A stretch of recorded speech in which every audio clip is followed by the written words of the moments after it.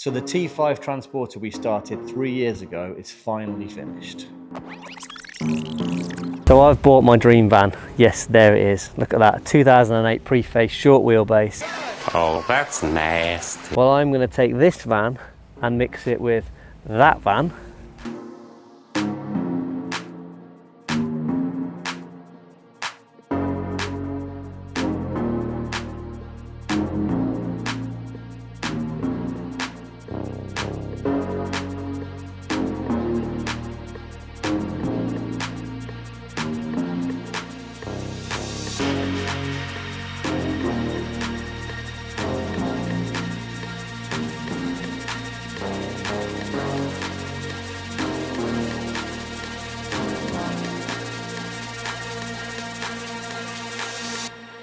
So it's time to reveal the colour, so let's head over and have a look.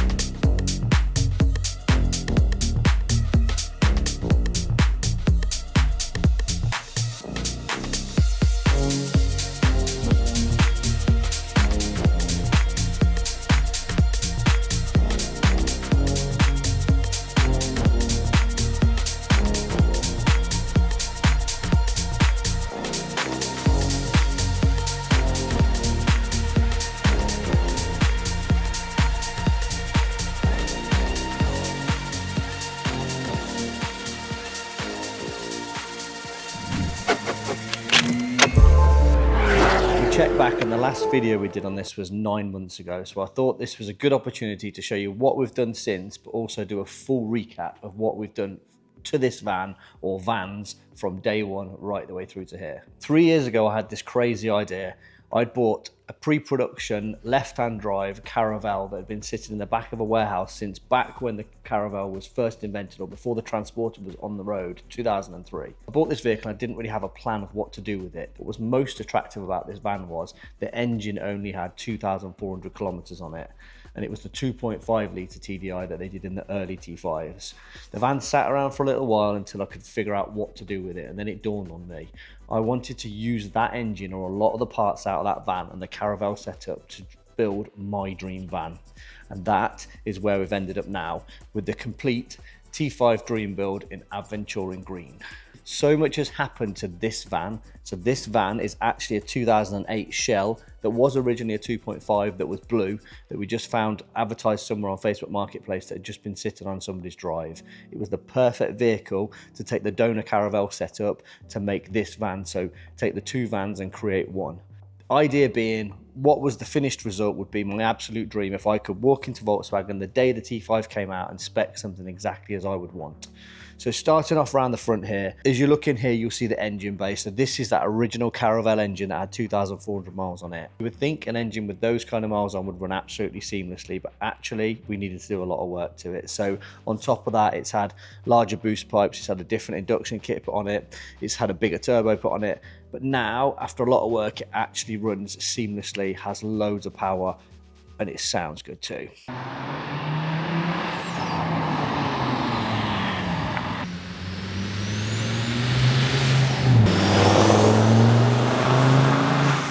As part of the engine work, we got PP Tuning to come over, and they built us a full titanium exhaust to go under the vehicle, which just gives it so much better sound. The one thing we get asked about more than anything on this van is, where is that front bumper from?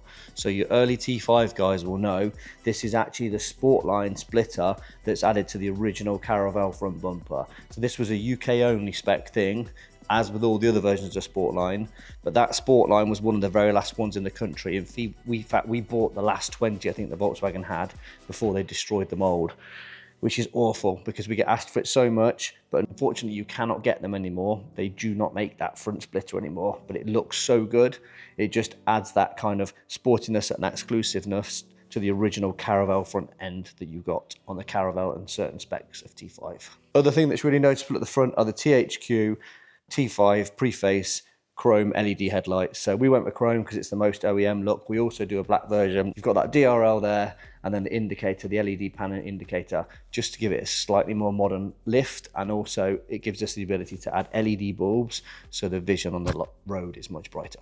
When you're standing at square on at the vehicle, what you will notice is this T5 preface has matching wing mirrors. Now, anybody that has a T5 will know you have a different wing mirror on the driver's side to the passenger side. On one side, it's more of an upright shape. So what we actually did, having a left-hand drive and a right-hand drive vehicle, we put both driver's sides on. So that's the driver's side off a right-hand drive vehicle, that's the driver's side off a left-hand drive vehicle, which looks great, makes it look symmetrical. I much prefer the look of it, but it actually gives you the problem that the mirror is now angled wrong, so you can't see down the side of the van the way you would like to. So we've added the spacer in there to get the right adjustment, so you can still see the same as you would if you had the correct wing mirrors. Moving around the side, you will see that we wanted to keep this as a panel van as much as it's not a van on the inside. I wanted to keep that block of colour and not put windows in it, which is kind of strange considering we also own the Camper Glass, the glass company, but I wanted to keep the nice clean lines across the side and that big block of colour. The other major thing that's notable from the side is obviously this vehicle sits so low. So this has the full Solo Air low air suspension kit and also the Solo management system as well. Moving on to the wheels, so these are 20-inch two-piece split Navis wheels. So we went for the bronze and the black centers with the polished lips with a center lock style nut which hides the original 5x120 hole pattern. One of the reasons we went for this wheel is we built exactly the same wheels for our matching Solo and Porsche demo vehicle out of 992 Turbo S, which was also this color and had exactly the same matching wheels. That car unfortunately is gone now, that's been sold on, but don't worry, we've got a new exciting show car coming which we'll be building, I'll be telling you more about soon. The thing you can't see from here, and it's because we're inside the Talk Room showroom, is that this vehicle has a pop top, and this is the Horizon pop top, and you can't see it because it sits so low like this when the pop top's down. But we'll show you some images of the pop top up. It's the highest rise in, but when it's down, the most appealing thing is that you cannot tell it's there, so you don't have that step the pop top that sits on top of the roof. On the outside of the vehicle, you will see that this has a tailgate with a window. So the original UK spec vehicle had barn doors, but the left-hand drive Caravelle that we got the engine from had a tailgate. So we did a tailgate conversion to this. We swapped the window out. We removed the heated one that wasn't tinted and also had the wiper in and replaced it with this Camper Glass dark tinted window because it just looks so much cleaner. The other thing we added around here was the Transporter HQ rear full LED dynamic headlights, and we went for the red clear look because it's just more of a more OEM finish than any of the darker and the tinted versions. We very much wanted to add as much tech as we could, but keep this van looking as original and as OEM as possible. So we've added our stealth flaps that are available. So we've decided to actually have them on both sides just because we could. So one side feeds the power in to feed the Clayton power, and then the other side we were able to run power out, so we can run 240 plug sockets off the back of the van even when it's closed up. So let's move inside and show you what we've done in there. So moving inside, we added the THQ stronger gas struts just because of the extra weight of all the soundproofing and stuff in the headlining. So I have an obsession with houndstooth, which you'll see throughout the vehicle, or Peter if you're a Porsche fan. The guys had added this in various places in the carpet lining, on the inside of the pop-top roof, on the sides of the panels. And when it came to building this unit at the back, I had no idea that we were going to do this. So we reached out to Jamie at SCC Custom Shop with an idea of what we wanted to do in the backspace. Idea being, this is a Caravelle setup and we wanted to be able to sleep in it. So the seats could fold out flat. And instead of having a multi-flex board here, we had a usable cupboard with a nice little twist to it. So this space here wanted to hide the two 10-inch sub boxes that we sell either side and the Clayton power unit, which gives us 240 volt power to power whatever we want, but also power what's inside here.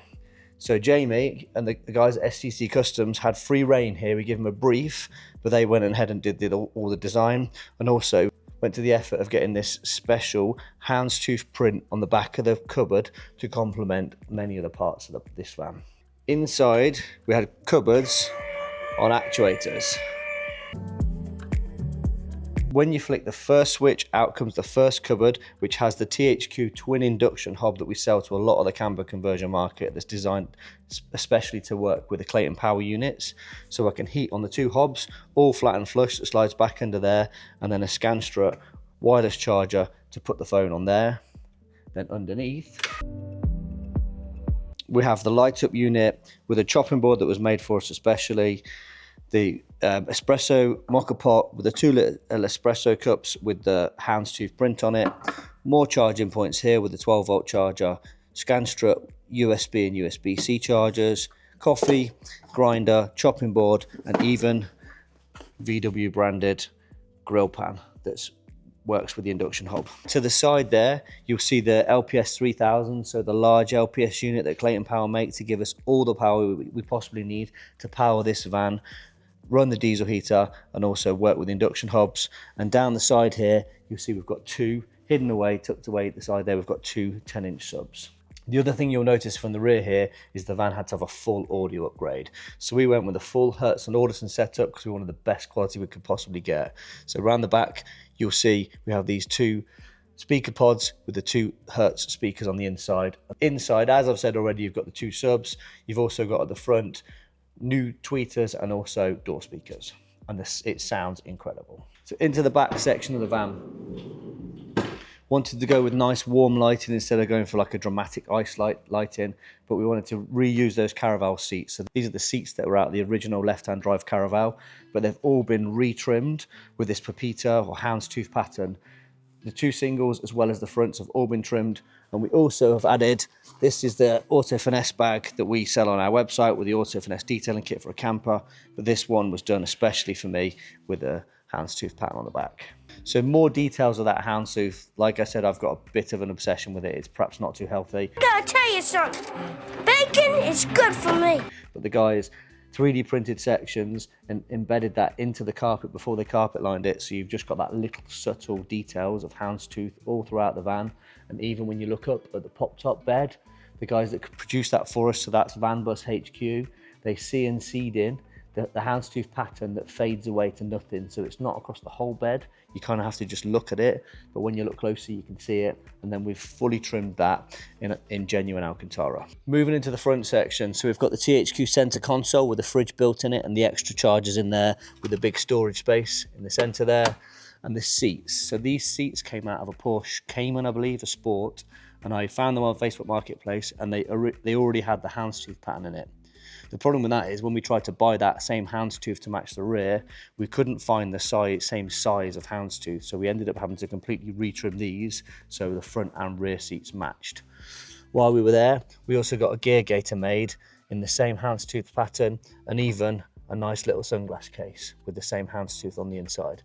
Like I said, it's a bit of an obsession of mine and it's probably not healthy. So being out of a Porsche, these seats were already high specs. They were already heated and also electronically adjusted.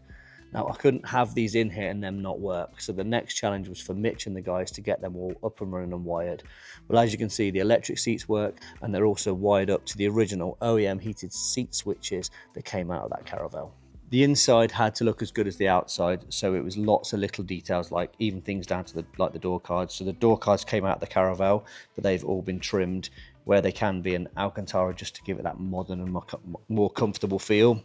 The steering wheel, this vehicle had a standard commercial spec steering wheel, so we got this, which is probably my favorite T5 steering wheel I've ever done. I can't remember it's off, it's like a high spec Polo or something, but with just the brushed steel parts here and the leather on the outside.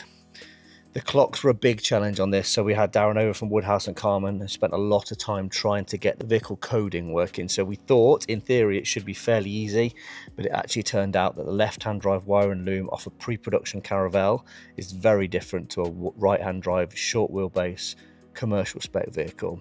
So Mitch spent a lot of time rewiring it and working with Darren from Woodhouse and Carman to get lots of other things done, like the clocks working. So it now has high-spec Caravelle clocks out of a Caravelle from the early T5 period. As we'd gone for a high-end audio upgrade with the Hertz speakers and the full pillar builds that had all been made and covered in Alcantara, we needed to have a good stereo in it as well. So we spoke to Kenwood. We wanted to go for something that felt a bit more period correct. I didn't want to go for one of the floating screens that you get in across Kenwood and a bunch of other brands. I wanted something that fitted in that slot perfectly where the T5 was meant to have it, but I wanted it to still have the new features like wireless CarPlay and the other things, and this stereo does all of those things. The other nice little detail here is one of our THQ gear knobs, just to finish it off.